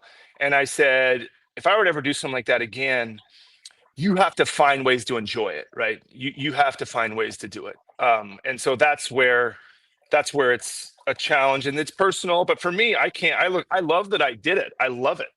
But there's a cost to it, right? There's just a cost to it. Yeah. Well, I don't think you're alone in that. I think so many people that I talk to that have played professional sports or been GMs or been coaches, it gets to a point where you ask them their greatest wins, and it takes a minute for them to like kind of sort through the memories. You ask them about their most devastating losses, it's almost instantaneous. Like I can in my mind, I picture that Oklahoma game in the Final Four. And we had a lot of great wins at Arizona and a lot of fun wins when I was playing. Not huge wins, but playoff wins when I was with the Warriors. But the losses just kill you. And I always ask coaches, do you have time enough to stop and smell the roses? Like really enjoy what you're doing. And almost to a man, they say, not enough. It's almost like a relief. Like you win, it's a relief. It's not joy. Like losing's devastation. So winning should be joy to balance it out. But it's like winning's relief and losing's devastation. And that's a rough way. I mean, that's tough so rough. It's tough. I know it's hard. Let's finish the conversation over a beer one day, because I gotta hit it. I gotta go run and pick up my 15-year-old. But playing sports? No, she's just in school, and I gotta grab her right now. But we'll go ahead. With you, man. I kept you too long anyway. No, you didn't. You didn't. I love talking to you. It's great. I do. Okay. This is cool. I'll come back on if you want. Yeah, we can let's do it again. You know what? When you're in the Bay Area, I'll just grab you. You come over in the backyard and have a beer with me. Man. Who's the young lady or young man in your lap here? What is this? That is Lulu. Lulu. Oh, if nobody's watching this. We got a zoo around here, Bob. You know what? You didn't get a chance to see it. We got a bunny popping around here. Oh my God! A rabbit that just pops around the backyard. We got two cats. This is great. It's a zoo. It's good. An absolute zoo. I'm jealous. Hey, I'm jealous. I'm so happy I got a chance to catch up with you. I love the fact that I got a chance to know you with the Warriors, and I'm glad that we get a chance to talk every once in a while. So awesome, best of luck with everything, and let's do it again soon, Bob. Okay, brother. All right, I'll talk to you, man. Take it easy, Thank Bob. You, dude. Appreciate See you, it, man. Bye, Bye, man. Bye. He's the best. He really is. Bob Myers is he's just a great dude. He's a guy that you root for, and a guy that getting a chance to meet him working for the Warriors and on the flights come playoff time, stuff like that, having a beer with him occasionally. He's just a good dude. Like you like to see guys like that succeed, which is why, I obviously I root for Steve all the time. He's one of my best friends, but I just like when good people have success. And Bob's he's just a good guy. He's a good guy, a guy that you root for, and a guy that you're happy succeeds. So, and we've been trying to do this forever. It's been about 7 months, and it's not that like he didn't want to do it. Just his schedule's super busy, and then I had some stuff, and then he had some stuff. It didn't work. And so anyway, before I get out of here, and I got to start doing this more often. I got to start hitting some of the things that are in the news, sports news. Like, I'm not going to break down the ceasefire on the Gaza Strip. I mean, I could, but I won't. But I want to get into some, like, just some sports stories that happened, like the Mark Sanchez thing. That's like old news now, but I thought that was kind of interesting to kind of dig into. I was going to say funny. It's not really all that funny, although it's kind of funny. Be honest with you, I laughed. You can't choose what you. That's the thing about humor. You can't choose what your sense of humor is. Like, if something makes you laugh, it makes you laugh. You shouldn't laugh at it. There's a lot of things I shouldn't laugh at, but I laugh at it anyway. I go, that was funny. Oh, it's not? Yeah. But I mentioned earlier on that, as you can see, the show's brought to you by Fieldwork. And I told you it's the official non-alcoholic beer of the San Jose Sharks. I also told you after last night's game, non-alcoholic beer wasn't going to do it. You're going to need some octane in your beer. If you watched that fucking game last night, the last minute and 45 seconds, are you shitting me? Like, seriously, are you kidding? Now, I'm trying to, I heard it pronounced a couple of times last night on the broadcast. And I want to get his name right, but I'm not going to, because I'm gonna have to work on this. The Sharks goalie, Nedeljkovic. I think it's Nedeljkovic. Anyway, I'll work on it. I want to keep butchering the man's name since he's their goalie. Although Askarov will play a lot this year too. Sharks were up 3-2, playing a great game against the Knights, back to back. Knights went to OT. I think the night before against the Kings. You're like, okay, it's a good setup for the Sharks, good spot for the Sharks. Although I didn't know until I saw it I couldn't find it on TV. Like, where is this game? I'm looking all over the place. Finally found it on ESPN Plus. So I didn't realize until they showed the graphic. The Knights are 14-0-3. I guess 14-0-4 now, or 15-0-4, whatever. Haven't lost a game in regulation against the Sharks in San Jose. Got to change that. Anyway, they're about to change that. There's a minute 45 left. They're good. Minute 50, whatever. Knights face off. Shark zone. Pull the goalie. We're good. Okay. Sharks get the puck. Here comes Eklund. Empty netter. 2 Golden Knights closing in on him, so he kind of lets it go. Didn't quite get enough, and it kind of just missed to the left side. That's okay. Eklund says, "I'll go get it and do a wraparound." We all love wraparounds, so he does the wraparound and about to stuff it in the net. I don't know who it was for the Golden Knights, but it's nice play. Got his stick just in time, kept it out of the goal. You're thinking, okay, that would have been game. 4-2, game's over, but still looking good. Minute 40, minute 45 left. They come back up the ice. Eichel shoots an alley-ooper from about 40, right? It was an Ephus pitch. Just lobbed it up in the air.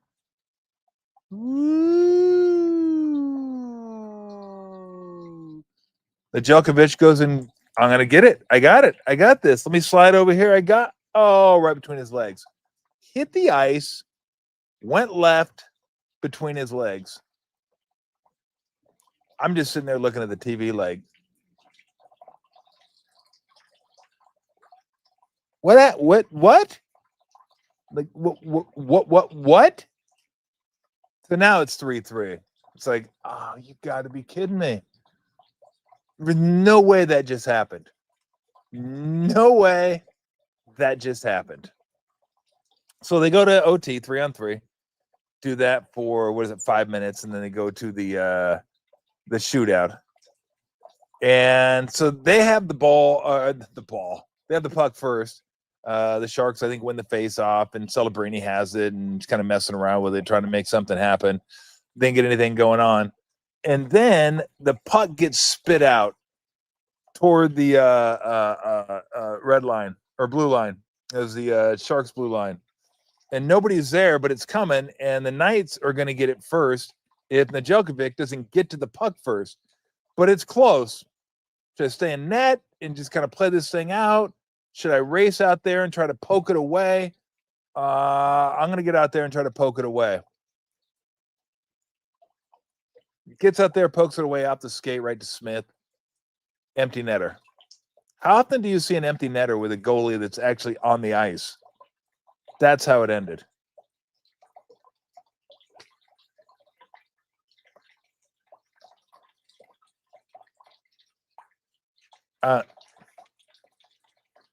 I mean, that was anyway. So they needed octane. Shark fans, you needed some octane in your field work last night. You know who needed more than field work or needed moonshine were Philly fans. Oh, Orion Kirkering. Yee. That's why in baseball, you got to know what you're going to do with the ball before it's hit to you. Because when it gets hit to you, if you're not sure, you go panic mode. And that guy went full panic mode. It was like, let me throw it home. And then throw it away, and game's over. I'll give Kirkering a ton of credit, though. He stood there at the end of the game and answered every question. That's a dude right there. It's a guy you want on your team. He didn't go out the side door, didn't hide in the training room, answered the questions. I guess for those that didn't see it, I should set it up. It's 2 outs, bases loaded. Bases loaded. Pajas was up, and he hits it right back to Kirkering. And he didn't field it cleanly. So at that point, I think panic was like, panic really started to set in at that point. Picks up the ball. Easily could have gone to first. Like, easily. Paez would have been out by a full step, if not more. But decides to go home.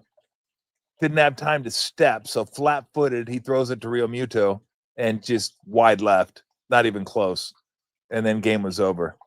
And it's just, I mean, that's a rough way to go home. That's the last play of your season was that play. That was rough. That's a tough one to stomach. And I wanted the Phillies to win, not because I like the Phillies or not because I hate the Dodgers, even though most of you do. I just wanted to see a game 5. I wanted to see a game 5. It would have been electric in Philly. Like, we already have 2 game 5s, which is super cool. We have the Tigers going to Seattle tonight, Skubal pitching. I don't know who's pitching for the Mariners. I'm guessing Castillo was the one that was game 1. So I'm guessing it'll be Castillo tonight. But I know it's Skubal for the Tigers. And, Kirby. So Kirby tonight for Seattle.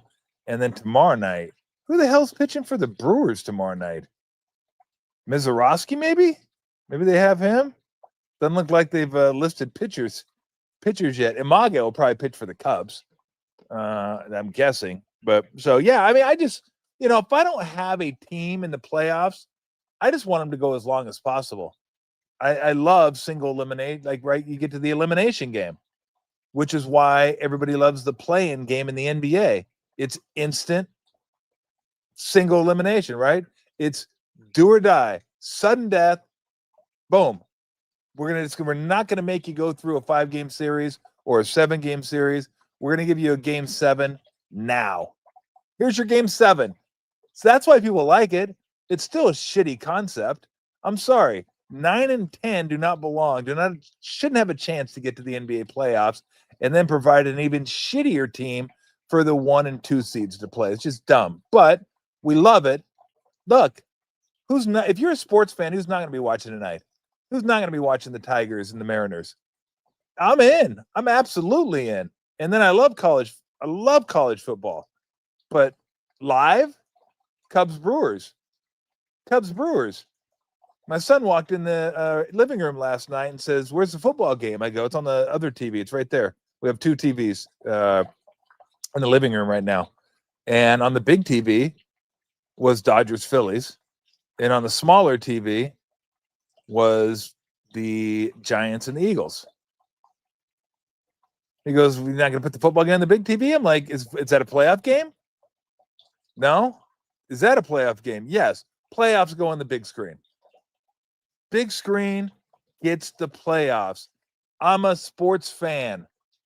I'm not a baseball fan or a football fan or a basketball fan or a hockey fan. I'm a sports fan. I love watching all the sports.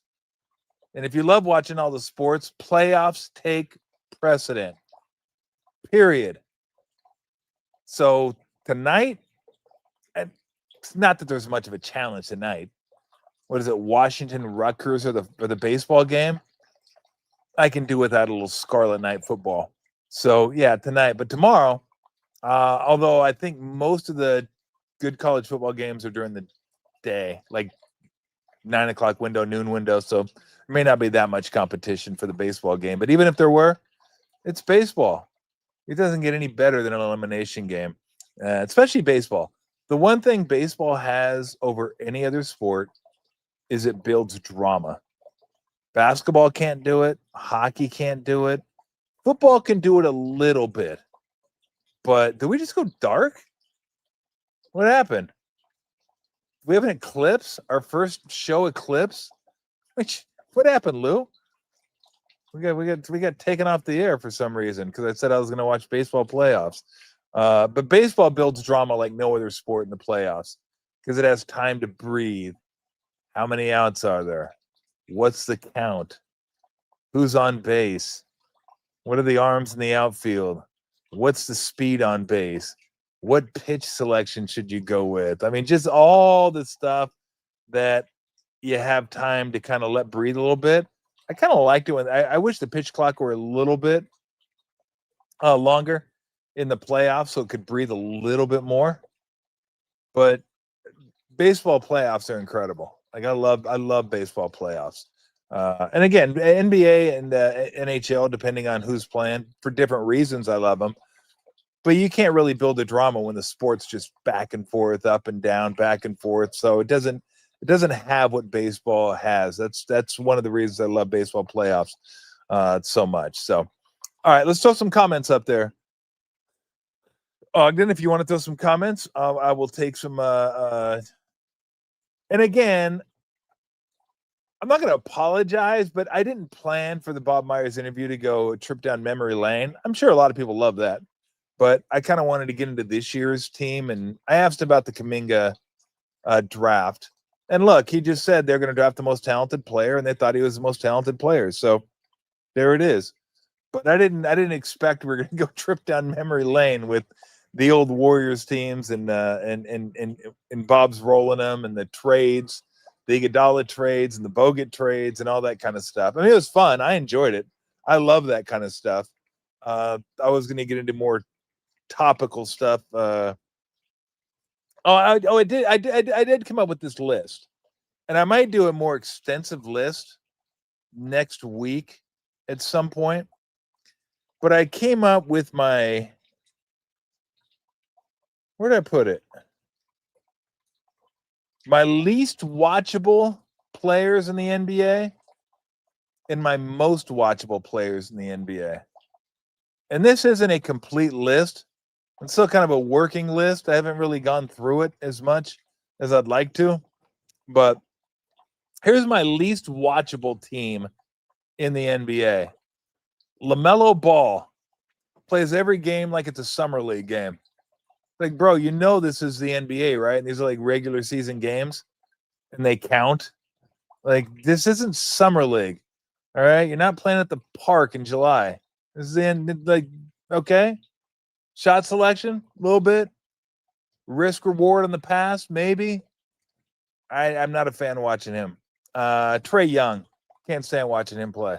The compete level on him is low at best.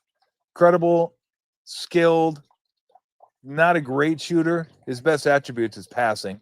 Incredible floater. But I don't like watching him play because you watch him compete and it just ain't there. It's not there at a level it needs to be there, which is why I'll never pick a team led by Trae Young to win a championship. and I'm certainly not picking the Hawks this year. Although they did go out and get some good players. Porzingis, good player. God, I'm blanking on his name right now from Minnesota. Anyway, I like the team they have, but Trae Young's leading it. Not for me. Jordan Clarkson, just not a fan. Not a fan of the come in, jack it up, just kind of that's all I do is just jack up shots. Occasionally I'll get hot. He can get you 30. He can get you 40 if he's super hot, but just not a fan. Kelly Oubre, nah. Nah. Basketball instincts of a rock. See, like I said, I only got like 4. My favorite watches in the NBA, my most watchable players in the NBA. Number 1 most watchable player in the NBA, the Joker. The Joker is absolutely incredible in the fact that he may be the least athletic player in the NBA, certainly in the bottom 1-2% in the NBA, and just dices dudes up and makes everybody on his team way better than they are. Maybe not way better, but better than they are. The Joker is absolutely, unequivocally my number 1 watch in the NBA. Number 2 watch in the NBA, Steph Curry. Steph Curry is just unlike any other. The shooter, the ball handler, the showman. Just, Steph is, just watching him play is a joy. Like every chance I get a chance, that makes sense? Not really. Every chance I get better to see him play, go down to Chase and watch him play. He's one of those guys like 10 years from now, I'll be like, damn, I got a chance to call that guy's games. Like and what a joy it is to be around that guy. Again, if you get that guy as a face of your franchise, thank your lucky stars, because there's not a lot of that dude. Not a lot of him going around. There's not a lot of him in the NBA. There's not a lot of him in sports.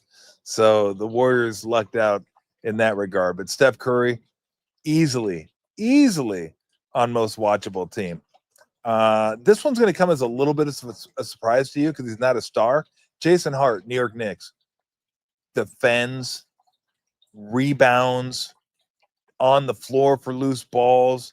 Like, he's a guy that can get a triple-double and still be your glue guy, still be the guy that's taking charges, still be the guy that gets you extra possessions. Like, I love that guy. I love watching that guy play. Again, he's not great. Yeah, I know he went to Nova. Get out of here. Ogden's got to remind me of all these guys could go to Villanova. And then if it's football, yeah, they went to Michigan. By the way, Ogden, a big fan of the Jaguars, Michigan Wolverines football, Villanova basketball. That makes no sense. You're not supposed to be able to pick basketball and football like in college. Stick with the same team.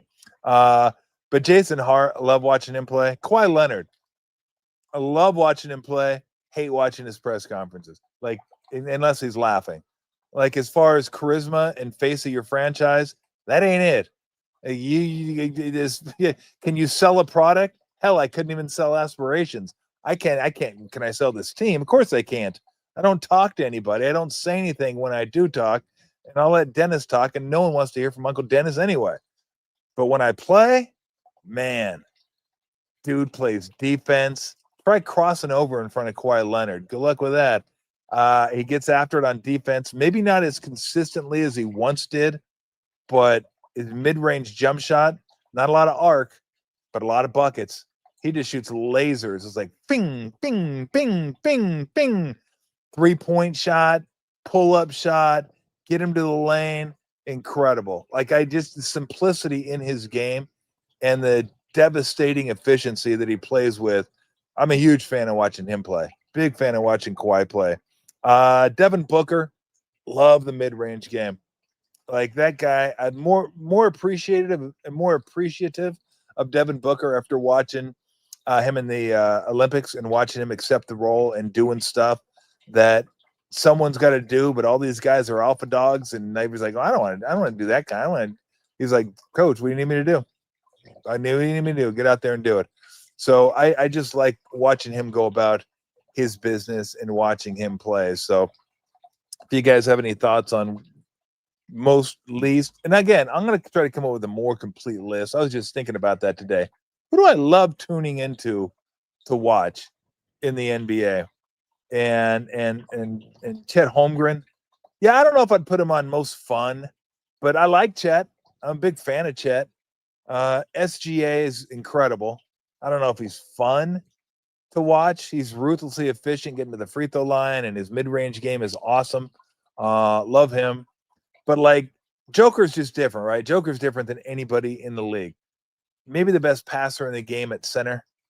The walking triple-double. He can shoot threes now. There's nothing about him that's not fun to watch. And then Steph, of course, we get a chance to watch him all the time. And what he does is just distorts the game with his range and his ball handling and shooting, just everything. So those are some of my guys. Kyrie's fun to watch. Kyrie, maybe the best left hand, best offhand in the game. And if I had to choose, if you're saying you have to choose best dribbler in the game, I've always said it's him and Steph, best ball handlers. But if I had to choose between the two, I'd probably have to go Kyrie. Kyrie's a wizard with the basketball. It doesn't even seem possible. Seems like an illusion what he's doing with the ball. Now, I still haven't seen Uncle Drew, and I'm never going to, because the movie looked like shit. And I'm assuming it was, but I'm not gonna hold that against him. Guys have got an incredible game, incredible handle, and incredible left hand too. Yeah, Kyrie's handles are silly. You're watching, you're like, wow, how did he get to there while he's still dribbling with the ball? Like it's wild. Embiid, I don't like watching Embiid. Embiid's not like Embiid when he's in shape and when he wants to play, although I'm not sure the last time he's been in shape. But as far as fun to watch, nah. Embiid's not fun to watch for me. Transition's a suggestion for him. But not like mandatory. Just like, yeah, man, I get up there. I get up there when I can. So no, I'm not a him. I thought about having Luka's not there. Like Luka, some people would have him on the all watchable team, and some people would have him on the not watchable, like least watchable, just because he pounds the ball. Like James Harden used to be on my least watchable team when he was with Houston. It's like, good Lord. This is like, what are we doing here? We just dribble, high pick and roll, everybody spaces out. But he's not quite like, it's not the same offense. And Clippers will be interesting this year with him. They had Bradley Beal, they had John Collins, they got Kawhi, they got Jones Jr., they got Zubats, they got Lopez Jr. So the Clippers are going to be good this year. But yeah, I don't mind watching Harden anymore. Rockets Harden, hated watching Rockets Harden. This Harden, I don't mind watching as much. Lucas sometimes gets a little ball, dominant and stuff. And I just some people like it. I don't. That's just not. I mean, LeBron's fun to watch. It's all the things he does. Anthony Edwards, I thought about him. I don't know if he's super, but I'd put him closer to fun than he's nowhere near least watchable. He's watchable. There's no doubt about that.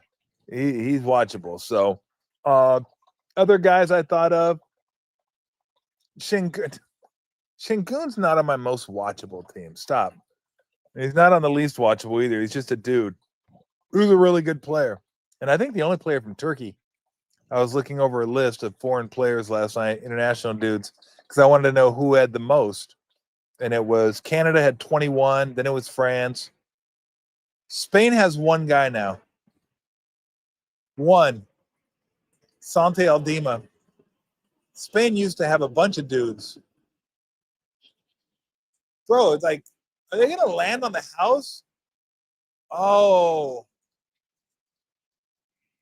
Do we have the Fleet Week at Jets? I thought Fleet Week was canceled. Lori told me Fleet Week, like the Canadian Jets, were going to come down. We're going to have Canadian jets at Fleet Week because of the government lockdown. We couldn't that we didn't have our jets. Like the Air Force wasn't going to be a part of Fleet Week. So I was like, well, and when we get Fleet Week here, Cunningham, yeah, I like Cunningham. I like watching him. I don't know if I'd put him on most yet, but Cunningham is coming. He's fun to watch. But I don't know if I'd have him. But anyway, so Fleet Week, and they fly, when they go over to the Bay, they fly right over the house, and it is loud. It's loud. It's like just, that build up, that it's like, whoa, shit. What was that?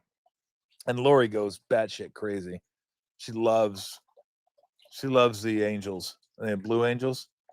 Not the Hells Angels. We don't want them around the house. Although I do love them in movies. But yeah, I mean, it's loud. But she comes running out. She just loves the sound and the power of the jets. And there's been a couple of times they've been maybe 500 feet over the house, and it shakes the house. Animals not a fan. Hard to believe. Animals go running. Cats literally hate it. Could be their least favorite thing on earth is when the jets go rolling over the house. They're just like, are you fucking kidding me? What was that? And Lou just starts barking. So Lou's good. All right. What else you got? You got anything else? I kind of got the big screen here. What teammates NBA college have you beaten on 101 or Kings of the Court? I haven't played 101 in forever. I didn't play a lot of 101, but I mean, I've probably beaten everybody I've played against once or twice. I mean, I'm sure they beat me more than that, but we didn't play a ton of 101.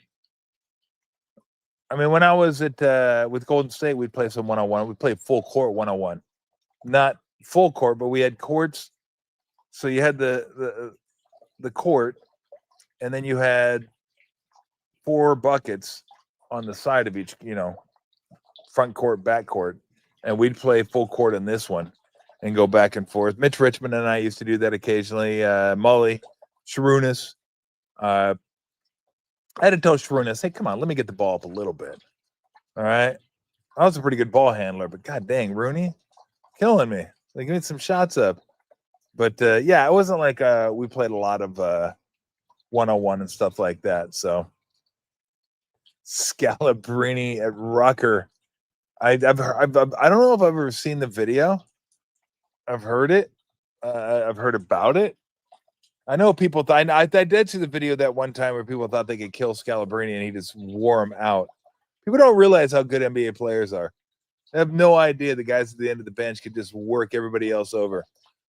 Like, they're just thinking, oh, these guys are scrubs. They can't play. This guy sucks.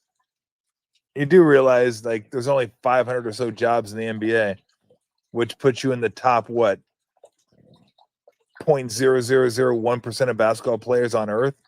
And people think because they go down to the park and hit a couple of J's, like, oh, I could smoke that dude at the end of that bench. Not a chance. You will get absolutely destroyed by any NBA player. It's the same argument we have all the time, right?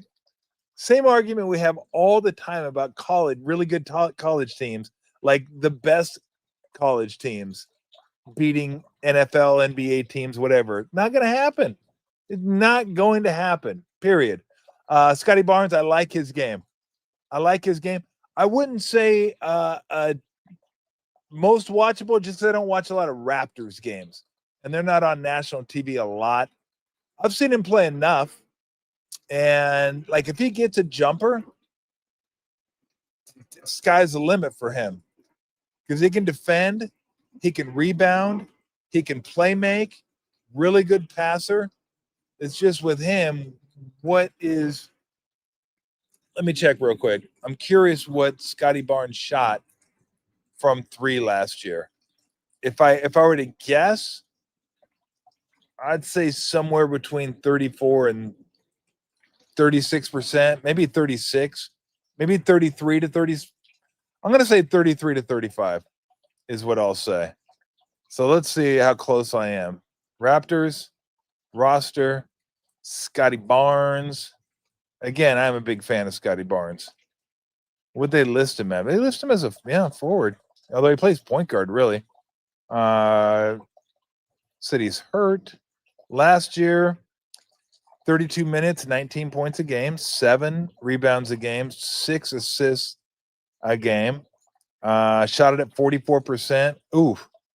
I was way too optimistic. 27% 3-point shooter. So, although I stand by what I said. He's got to shoot better.